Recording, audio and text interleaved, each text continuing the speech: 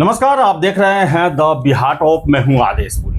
BPSC 71वीं civil सेवा mains परीक्षा, आज जीएस दूसरा पेपर था और जो प्रश्न पूछा, प्रश्न को लेकर और प्रश्न का जवाब आप कैसे देंगे, इसको लेकर हम लगातार 2-3 सालों से चर्चा कर रहे थे। और श्रेय IAS के हैं दुर्गेश सर, इनके साथ भी हमने कई बार चर्चा किया कि सबसे पहले आपको प्रश्न पूछ क्या रहा है ये समझना चाहिए। इसके अलावा जो प्रश्न में होता है आलोचनात्मक परीक्षण करें, मूल्यांकन करें, मीन्स खंड बाई खंड में जो है प्रश्न है उस पर भी हमने चर्चा किया था कि ये कितना महत्व रखता है, जो पुछल्ला शब्द होता है वो कितना महत्व रखता है। और आज आप पेपर को देखेंगे तो सीधे सीधी ये साबित हो गया है कि आपको गहन अध्ययन, लेक्चर और एक सही दिशा निर्देश मिलना आवश्यक है, तभी आप ये प्रश्न को सही सॉल्व कर पाएंगे। दुर्गेश सर ही हैं, इनसे बात करेंगे। सर, जो प्रथम दृष्टया कहा जाता है, क्वेश्चन तो देखने में कॉमन लग रहा है, कॉमन है सर? देखिए, होता क्या है कि एग्जामिनेशन हॉल के बाहर जब क्वेश्चन आते हैं तो सामान्य लोग जब पढ़ेंगे तो क्या 42 के संविधान संशोधन की विशेषता पूछी है, तो लोगों को लगेगा अच्छा आसान प्रश्न है। लेकिन जब आप प्रश्न को पढ़ेंगे और लिखना शुरू करेंगे तो एग्जामिनेशन हॉल का एक दूसरा सिचुएशन होता है, एक अलग सिचुएशन होता है। दूसरी बात क्या होता है, एग्जामिनेशन हॉल के बाहर भी आने के बाद कई बार प्रश्नों को समझने में तकलीफ होती है, कठिनाई होती है। और इस बार का जो मेंस है उसके देखने के बाद, चाहे पेपर फर्स्ट हो या पेपर सेकेंड हो, हम एक ही चीज़ कहेंगे कि हम लोग बीपीएससी से जो परीक्षा हो रही थी या जिस तरह से बीपीएससी के प्रति जो बाज़ार में माहौल बने थे, उसमें तो हम लोगों को इतनी परेशानी हो रही थी कि बीपीएससी का एसएससीकरण हो गया था, सही मायने में देखा जाए तो। कारण बीपीएससी जो है वो एक प्रीमियर सर्विस है और उस प्रीमियर सर्विस के लिए जो जुझारू लड़के होते थे 60-62 में, 63 में, 64 में, जो बच्चे उस तरह से होते थे, तो इधर विगत कुछ वर्षों में जो है ना वो जुझारूपन में कमी आ गई। इन्फॉर्मेशन बहुत ज़्यादा हो गया, इतना इन्फॉर्मेशन हो गया है बच्चों के पास कि वो इन्फॉर्मेशन से ही कंफ्यूज हैं कि मैं क्या करूं, और समझदारी उनकी कम हो गई। इसका परिणाम है कि रिजल्ट जो है उन लोगों का हो रहा है जो या तो बिहार से बाहर तैयारी करते हैं या यूपीएससी की तैयारी करते हैं या सही दिशा में तैयारी करते हैं। और उसका जो पहला, अब ये कहिए कि एसएससीकरण से निकल करके बीपीएससी का जो पूर्ण सिविलाइजेशन हुई है, एक तरह से कहिए, वो इस बार की परीक्षा में हुई। इस बार का जो प्रश्न है वो आप कंप्लीटली कहिए कि इक्विवेलेंट ऑफ यूपीएससी की तरह है। आपको प्रश्न को अच्छे से समझना है, उसके की पॉइंट को निकालना है और तब अच्छे से उसका उत्तर देना है, क्योंकि 6 नंबर का। और दूसरा एक चीज़ और आपको बताते हैं आदेश जी, कि मान लीजिए कि शॉर्ट नोट्स में पहले 2 पेज मिलता था, एक पेज इधर वाला और एक पेज इधर वाला। इस बार क्या हो रहा है कि एक पेज, अगर प्रश्न यहाँ से शुरू हो गया तो इस पेज में आकर के आधे के बाद फिर नया प्रश्न शुरू हो जाता है। तो कहने का मतलब इस बार 1.5 प्रश्न लगभग मिल रहे हैं, 1.5 पेज मिल रहे हैं। इसका मतलब है कि आपको गुणात्मक लिखना है, मात्रात्मक नहीं लिखना। मान लीजिए हम पेज नहीं भरना है, मतलब बड़ा बड़ा क्वेश्चन लिख दिए, बड़ा बड़ा पेज लिख दिए, भूमिका ही हम एक पेज में लिख रहे हैं, ऐसा नहीं है। जैसे कि हम एक प्रश्न जो है सो आपको और आपके सभी दर्शकों को और ऐसे सभी अभ्यर्थी जो सिविल सेवा को अपना करियर बनाना चाहते हैं उनके संदर्भ में मैं आपको एक प्रश्न पढ़ के सुनाता हूं, जो पूछा है, जो आज का जो जुडिशियल रिव्यू की अवधारणा को स्पष्ट करें। ये जुडिशियल रिव्यू है, आप लोग जानते हैं, स्पष्ट करें। और उसके बाद लिखा है कि उन 5 रीटों में से किन्हीं 3 ऐसे रीटों की चर्चा करें जो सर्वोच्च न्यायालय या उच्च न्यायालय मूलभूत अधिकारों को लागू करने के लिए इसका प्रयोग करते हैं। इसमें 2 ही चीज़ है, आपको जो है सो जुडिशियल रिव्यू क्या है वो लिखना है, रीट जो है वो 5 है। तो आप, बहुत सारे लोग हो सकता है कि 5 रीट लिख दें, लेकिन 5 रीट लिख करके अगर आप छोड़ दिए, लेकिन आप ये मेंशन नहीं किए कि फंडामेंटल राइट को कौन सा रीट जो है सो प्रोटेक्ट करता है, तो फिर नंबर यहाँ कम मिल जाएगा। ये शॉर्ट नोट्स 8 नंबर का है तो कम नंबर मिलेगा। इसलिए इस 5 रीट में से हमें ऐसे 3 ही रीट निकालना है जो रीट मूल अधिकारों के लिए यूज किया जाता है। कहने का मतलब है कि इस तरह से बारीक से प्रश्न को समझना और लिखना इस बार की परीक्षा का। सर वो 3 रीत कौन सा है, थोड़ा बता वो दें। 3 रीत जो है वो बंदी प्रत्यक्षीकरण है, परमादेश है और आपको अधिकार परीक्षा है। बाकी उत्प्रेषण और प्रतिषेध जो है वो जुडिशियरी को मतलब उच्च जो होते हैं वो अधीनस्थ न्यायालय को जारी करते हैं। वैसे इनडायरेक्टली उसका भी उद्देश्य होता है मौलिक अधिकार की ही रक्षा करना, लेकिन डायरेक्ट रूप में देखा जाए तो ये 3 जो होते हैं ये स्पष्ट रूप में व्यक्ति के लिए जारी होता है, कार्यपालिका को जारी किया जाता है। सर अगला सर क्या बता रहे थे? इसी तरह से बहुत सारे ऐसे प्रश्न हैं आलोक जी, जैसे कि इस बार आप देखेंगे कि हमारे यहाँ सांस्कृतिक राष्ट्रवाद और संवैधानिक राष्ट्रवाद, इसमें कई जो है सो चर्चा हुआ है, बहुत सारी चीज़ें हैं। आप देखेंगे कि पिछले संसद में ये सब प्रश्न हमने बहुत से पढ़ाया था, लेकिन मैंने कहा ना कि एकदम ऐसा एसएससीकरण हो गया था कि ये सब प्रश्न की तरफ आयोग का ध्यान ही नहीं जा रहा था। ये संवैधानिक राष्ट्रवाद और सांस्कृतिक राष्ट्रवाद के बीच में एक बड़ा डिबेट हुआ था संसद में, जिसमें ओवैसी जो है सो इस पर बड़ा चर्चा किए थे, ठीक है ना। उसने सरकार पर कुछ आरोप भी लगाई थी, और उसी प्रश्न को यहाँ पर लोगों को समझाने के लिए कि क्या भारत के सांस्कृतिक राष्ट्रवाद और संवैधानिक राष्ट्रवाद में कोई समानांतर रेखा है, मतलब क्या ये समानांतर चलती है। भारतीय संविधान के अंतर्गत सांस्कृतिक समझ के मुख्य तत्वों की चर्चा कीजिए, तो ये एक दूसरे का पूरक है, आप ऐसे कह सकते हैं। हमारे यहाँ अगर वसुधैव कुटुंबकम भी है तो वसुधैव कुटुंबकम के संदर्भ में भी है इक्वलिटी फॉर ऑल। नहीं समझ, धार्मिक स्वतंत्रता का अधिकार जो है, ठीक है, ये धर्म की रक्षा करते हुए संवैधानिक राष्ट्रवाद को प्रमोट करता है। कोई किसी के धर्म में अनर्गल हस्तक्षेप नहीं करेगा। सर कहने का मतलब है सर कि पॉलिटिकल साइंस जो इंडियन पॉलिटी जो है वो अब ट्रेडिशनल पढ़ने से काम नहीं चलेगा। बिल्कुल नहीं। अगर आप ये चाहेंगे कि नहीं हमारे पास जो PDF आ रहे हैं हम उसको नोट कर लें, डाउनलोड कर लें, तो उससे आपकी इन्फॉर्मेशन आ जाएगी, इसमें कहीं कुछ दो है। लेकिन इंटरकनेक्टेड करना है, जो रिलेटेड करना है, बिल्कुल जो प्रश्न पूछा जा रहा है उसको कैसे हमें हैंडल करना है, उसके लिए सर सिचुएशन मतलब उसको कहते हैं समझदारी। देखिए किताब और समझदारी दोनों दो चीज है। समझदारी जो है सो प्रैक्टिकल है और किताब जो है वो इन्फॉर्मेशन है। तो लोग समझते हैं कि किताब पढ़ लेने से ही हमारी हो जाएगी, नहीं, किताब को पढ़ने के बाद अगर आप प्रैक्टिकल नहीं हुए, समझदारी नहीं हुए कि वहाँ जो सूचना हमने लिया उस सूचना का कहाँ और कैसे प्रयोग करेंगे, ये जब तक आपने नहीं सीखा मेंस आप हमेशा बोझिल रहेंगे। अगर प्रश्न इसी तरह से आते रहे तो आप ये यकीन मानिए कि आपको अच्छी किताब पढ़नी होंगी, स्टैंडर्ड किताबें पढ़नी होगी, और सही बात है स्टैंडर्ड क्लासेज करनी होगी। कहने का मतलब कि आपने PT निकाल लिया और 3 महीने का मेंस सोचेंगे कि हम उसमें पढ़ करके जो है मेंस निकाल लेंगे, ये नहीं होगा। आप मान लीजिए इतने सारे अच्छे से पढ़ने के लिए 3 महीने में कोई कोर्स होगा ही नहीं। सर आपको लगता है कि सर इन प्रश्नों में छात्रों का एक स्मार्टनेस भी जांचने की कोशिश की गई है? बिल्कुल स्मार्टनेस ही जितना ये प्रश्न लंबा लग रहा है अगर ध्यान से देखा जाए तो सर उतना लंबा है भी नहीं, उतना ही बिल्कुल सही है। सही बात, आपका ध्यान गया है, क्योंकि आप सिविल सेवा को कवर करते हैं इसलिए आपका उसके बारे में बारीकियां पता है। देखिए इसमें जो प्रश्न पूछे गए हैं ये सही मायने में स्मार्टनेस ही है। कल की बात है, कल अपने यहाँ से जो मतलब इंटरव्यू दिया है 70वीं का लड़का, तो कल जब वो आया क्वेश्चन लेकर के पेपर फर्स्ट का, पेपर सेकंड का एग्जाम देने गया, तो कहा कि सर कल कैसा क्वेश्चन रहेगा। तो हमने कहा व्यवहारिक, कंप्लीट व्यवहारिक UPSC की तरह क्वेश्चन रहेगा, इसलिए आप टेंशन नहीं लीजिए, दिमाग को स्थिर करिएगा, क्वेश्चन को सही से पढ़ करके पहले क्वेश्चन को फॉर्मेट करिएगा तब उत्तर लिखिएगा, ठीक है। और हम उस लड़का का क्वेश्चन है मेरे पास, हम आपको दिखा देते हैं, तो वो उसी तरह से लिखा है। जी सर, ठीक है। तो क्वेश्चन कंप्लीट व्यवहारिक है, कोई आंकड़ा बेस नहीं है। अगर हम इसको देखें कोई आंकड़ा बेस है तो बिल्कुल ही नहीं है। जैसे मान लीजिए कि आप यहीं इसी की बात करते हैं, देखिए कितना सुंदर प्रश्न पूछा है कि संवैधानिक नैतिकता एक स्वाभाविक प्रवृत्ति होती है, इसको विकसित करने की जरूरत है। इस कथन के आलोक में संवैधानिक नैतिकता की आलोचनात्मक करिए। अब यहाँ ये नहीं है कि केवल आप विशेषता लिख दीजिए। कहा जाता है कि अच्छा बताना ये कोई बड़ी बात नहीं है, लेकिन अच्छे में भी कमी निकालना ये संपूर्ण दृष्टिकोण को दिखाता है, ठीक है। अच्छे हैं, सब कुछ अच्छा है, लेकिन इसके बावजूद भी उसमें से हम जब कमी निकालते हैं, ये क्या है, ये मेरे पास रहना चाहिए, ये क्रिटिकल है। दोनों एंगल हम देखते हैं, ये एक एडमिनिस्ट्रेटिव अप्रोच है।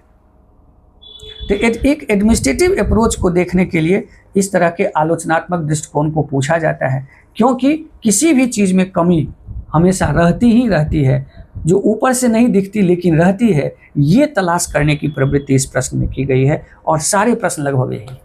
अब इसी प्रश्न को जब स्टूडेंट लिखेंगे तो जब तक मेनका गांधी बनाम है, शंकरी प्रसाद है, केशवानंद भारती है, प्लस जो है सो आपको जो 3 तलाक का इशूज है उसके मामले हैं, प्लस आप देखेंगे नवजोत वाले केसेज हैं जिसमें नैतिकता की व्याख्या की गई है। इन सारे चीज़ों को इसमें जिक्र करना होगा कि कैसे उससे हमारे संविधान ने नैतिक पहलुओं को अधिक से अधिक बल दिया है। तो सर ये प्रश्न जो है सर अभी तक तो यही समझ में आ रहा है सर कि कोई फैक्ट बहुत ज़्यादा नहीं पूछा गया है, लेकिन आपको जानकारी होनी चाहिए और उसको इंटरलिंक करने का ये क्षमता होना चाहिए। दोनों का अगर आप प्रवृत्ति देखेंगे तो मेंस का प्रवृत्ति हो गया कंप्लीट, जो अभी तक आयोग पर बीपीएससी पर वर्षों से मान लीजिए हम भी देख रहे हैं, आप लोग भी देख रहे हैं, बीपीएससी पर एक आरोप लगता था कि बीपीएससी के एग्जाम में जब मेंस देने जाइए तो खूब उसमें आंकड़ा लिख दीजिए, कहा जाता था। लेकिन इस प्रश्न को देखने के बाद लगेगा कि कहीं प्रश्न बिहार संदर्भ में नहीं पूछा, कहीं आपको आंकड़ा नहीं है, आपका विश्लेषणात्मक दृष्टिकोण देखा जा रहा है। हाँ सर, अब सर बिहार से संबंधित आप पूछा भी गया सर, गौर से प्रश्न करिएगा, आप देखिएगा कि कुछ प्रश्नों को छोड़ करके पहले क्या होता था कि बिहार के संदर्भ में हमेशा जुड़ा रहा कुछ ना कुछ। अब जो खाद्य प्रसंस्करण है वो भारत के संदर्भ अब जैसे आप देखिए, और सर एक बंदरगाह वाला क्वेश्चन जो है, बिल्कुल बिल्कुल, भारत और बांग्लादेश के व्यापार में उसका क्या योगदान, बिल्कुल सामान्य रूप से आप देखेंगे कि ये 6 नंबर क्वेश्चन है, ये है कि भारत के पूर्वी तट पर 38 नंबर का क्वेश्चन है, 38 नंबर फुल क्वेश्चन है। मतलब अब जरा सोचिए कि छोटा छोटा पूर्वी तट पर आपके पास बहुत सारा बंदरगाह है, ठीक है ना, कोरोमंडल तट से लेकर के ऊपर तक बहुत सारा बंदरगाह है हमारे पास।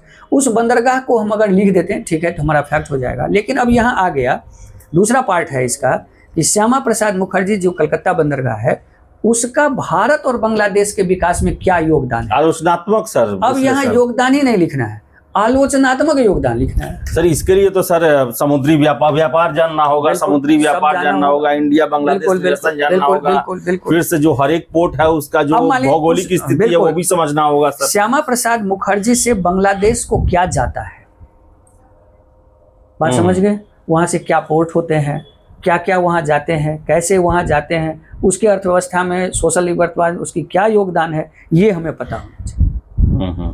भारत ने एक रोक भी लगाया था, तो इस तरह से अभी का जो प्रश्न पूछने का तरीका है ये दर्शाता है कि आने वाले परीक्षा का ट्रेंड क्या रहेगा। और सर एक चीज हम पूछना चाहेंगे सर, बिहार ऐसा लग रहा है कि बिहार अब अपने आप को बिहार में ही बांध के नहीं रखा है, बिल्कुल नहीं, ओपन कर दिया अपने आप को। अब 21वीं शताब्दी के आप अधिकारी बनेंगे, स्मार्ट जो है सो एडमिनिस्ट्रेशन से आप, क्योंकि पहले हम लोग केवल देखते थे सब चीज बिहार जुड़ा हुआ रहता था, स्मार्ट पुलिसिंग सिस्टम से आपको जुड़ाव रहना है, इसीलिए सिविल सेवा का भी एक यूनिफिकेशन हो रहा है। आप देखेंगे कि यूपीपीसीएस है बिल्कुल यूपीएससी की तरह लेता है। और आपको भी पता होगा कि विगत 2 या 3 साल पहले जो है हमारे बीपीएससी के बहुत सारे जो मेंबर हैं वो यूपीएससी गए थे, वहाँ के परीक्षा पैटर्न को जानने के लिए, समझने के लिए। बीच में 70वीं से थोड़ा विवाद उठा तो थोड़ा लोगों का इधर से ध्यान हट गया, लेकिन बीपीएससी फिर से अपने आप को इस मोड में ला रही है। तो इस तरह से इसको देख करके अभ्यर्थी जो लोग सिविल सेवा को अपना करियर बनाना चाहते हैं वो उनसे एक ही मेरा गुजारिश है, नम्र आग्रह है कि आप भटकिए नहीं। इन्फॉर्मेशन अधिक होना ये बहुत बड़ी बात नहीं है, ये आप कहीं से जमा कर सकते हैं, लेकिन उसका प्रयोग कहाँ और कैसे करेंगे ये सीखना बहुत जरूरी है। सर आपने सर एक शुरू में एक लाइन बोला सर, एसएससी करण। जी जी जी। तो सर ये जो चूरन भी बिक रहा है सर 70वीं के बाद से, जो पूरे बिहार में बहुत सारे नए नए गुरु आए, अलग अलग तब पढ़ाने का तरीका आया, सच में एसएससी करण कर दिया गया कि टेस्ट मारो, क्या सलाह देंगे छात्रों को सर? हम यही देंगे कि आप सबसे पहले क्या करिए कि देखिए ये प्रश्न जो है ये ट्रेंड होता है। 2 चीज़ हमेशा अपने पास आप देखिए, किसी को पूछने की ज़रूरत नहीं है अगर आप सेल्फ कर रहे हो। हाँ, जब कहीं अच्छे जगह से आप क्लास करते हैं तो फ़ायदा इतना होता है कि आपका मेहनत, पूंजी और टाइम बचता है। बाकी तो लोग सेल्फ स्टडी से भी करते हैं, बहुत सारे लोग होते हैं कि हम कहते हैं कि सेल्फ स्टडी से भी हो जाए, तो सेल्फ स्टडी जो है इंफॉर्मेशन को देगा, जब तक आपको अनुभव आएगा, समझदारी आएगी, तब तक हो सकता है टाइम चला जाए। क्योंकि समय और समझदारी दोनों जब समय पर होती है तो समय आपका मूल्यवान हो जाता है। इसलिए आपको ये ध्यान में रखना होगा कि किसी न किसी अच्छे जगह से, जो सिविल सेवा की तैयारी कर रहे हैं या जो करा रहे हैं, आप उन्हीं से सलाह लीजिए। मान लीजिए कि हमें अगर कोई पूछे किसी और परीक्षा के बारे में तो शायद मैं बहुत अच्छा नहीं बता सकता, क्योंकि मैंने वर्षों से सिविल सेवाओं को ही जाना है और इसीलिए मैं किसी अन्य के बारे में बेहतर नहीं बता सकता हूँ। ठीक उसी तरह से सबकी अपनी स्पेशलाइजेशन होता है। जो लोग वर्षों से वनडे को पढ़ा रहे हैं, उनकी निश्चित तौर पर उनमें उनकी पकड़ है। वो जितना अच्छे से वहाँ काम करा सकते हैं उतना अच्छे से मैं भी नहीं करा सकता। मैं नहीं करा सकता, मुझे इन्फॉर्मेशन हो जाना अलग बात है, लेकिन मैं नहीं करा सकता। तो सिविल सेवा के बारे में, जो सिविल सेवा की गहराई है, अप्रोच है, दृष्टिकोण है, आप यही सोचिए कि आप डिसीजन मेकिंग में जा रहे हैं, तो आपको उस तरह के अप्रोच डेवलप करना है। आप सबसे पहले पाठ्यक्रम को देखिए, पाठ्यक्रम के बाद आप क्वेश्चन बैंक को देखिए, क्योंकि क्वेश्चन बैंक बताता है कि आपको क्या पढ़ना है और पाठ्यक्रम कहता है कितना पढ़ना है। और इस क्या और कितना में से आप 60 से 70% अपने सिलेबस को कवर कर लीजिए, आप टॉप कर जाएंगे। और बाकी को आप प्रयोग सीख लीजिए। सूचना को तो लेना है, लेकिन प्रयोग कहाँ करना है ये बहुत ज़रूरी है। पहले यही ज़रूरी है। जी सर। अगर जिस व्यक्ति को प्रयोग पता है वो चाकू से भी युद्ध जीत लेता है, और जिसको प्रयोग नहीं पता है वो टैंक रहने के बाद भी युद्ध हार जाता है। जो 1965 में पाकिस्तान को जो है भारत ने हराया था, आप लोगों को पता होगा कि उसको बहुत सारा टैंक मिला था अमेरिका के द्वारा, तो खुश हो गया था कि मैं भारत को पराजित कर दूंगा, लेकिन ऐसा नहीं हुआ। तो ये हमेशा याद रखिएगा, अगर आप प्रयोग जानते हैं चीज़ों को, समझ इंफॉर्मेशन का, तो अगर चाकू भी आपके पास है तो वो आपके लिए तलवार का काम कर देगा।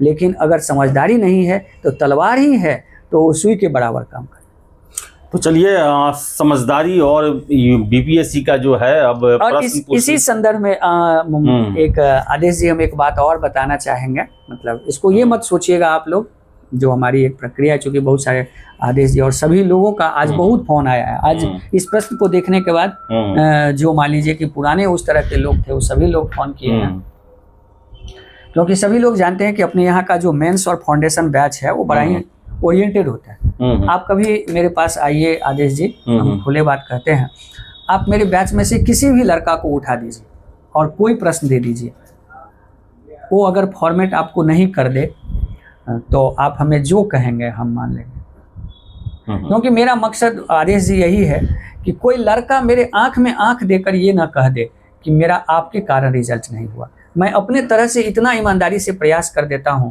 कि उस लड़का का रिजल्ट हो या नहीं हो, 1% तो भाग पर भी काम होता है, लेकिन वो ये नहीं कहे कि सर हम आपसे पढ़े लेकिन हम कुछ सीख नहीं पाए, इसलिए हम उसको वो करके भेजते हैं। जी सर। तो उसी प्रक्रिया के अंतर्गत मैंने एट रैंडम एक प्रोग्राम बनाया है कि 10 तारीख से एक फाउंडेशन, न्यू फाउंडेशन जो 3 बजे प्रारंभ हो रही है, आपको उन लोगों के लिए जो लोग सिविल सेवा को देना चाहते हैं, जिनका मेंस कमज़ोर है, जो मेंस सीखना चाहते हैं, अपना सेल्फ एनालिटिकल अप्रोच डेवलप करना चाहते हैं, उन सभी लोगों के लिए मैं 10 तारीख से एक बैच स्टार्ट कर रहा हूं। और जिनकी ज़रूरत हो वो जुड़ें और उन चीज़ों को सीखें। तो दुर्गेश सर थे, और एक चीज़ तो बीपीएससी सर क्लियर कर दिया है कि अगर आपको सिविल सेवक बनना है तो सिर्फ उसी का तैयारी कीजिए, सिर्फ उसी का तैयारी करिए, उसी का तैयारी कीजिए। मीन्स कहने का मतलब नहीं है कि आप रेलवे भी दे दिए, एसएससी भी दे दिए, 1 महीने पढ़ के दे दिए, ये सब सिस्टम अब सब लगता है कि ख़त्म हो गया सर। तो तैयारी भी आपको उसी तरह करना होगा। अगर आपको सिविल सेवक बनना है तो गहराई से पढ़ना पड़ेगा, किताबों का, मैगजीनों का, पेपर का अध्ययन करना पड़ेगा, और दिशा निर्देश आपको कैसे इन ज्ञान का प्रयोग करना है, कैसे प्रश्नों के जवाब देने हैं, कैसे प्रश्न को समझना है, कैसे प्रश्न में जो डिमांड किया जा रहा है उसे समझ के उसे क्या कहते हैं कि एक सही तरीके से प्रस्तुतिकरण करना जो है वो आपके लिए, उसके लिए आपको एक शिक्षक की ज़रूरत पड़ेगी, एक मेंटर की ज़रूरत पड़ेगी। और मेंटर जो है आपका, शिक्षक जो है आपका, वो भी उस योग्य होना चाहिए जो आपको कम से कम सही रास्ता बता सके। तो चुनाव करें इन सब चीज़ों का, दिग्भ्रमित ना हो क्योंकि बीपीएससी अब क्लियर है कि उसको डेडिकेटेड सिविल सेवक चाहिए। अब आप हैं कि नहीं, ये आपको तय करना है। तो चलिए, इस वीडियो में इतना ही। बहुत बहुत धन्यवाद।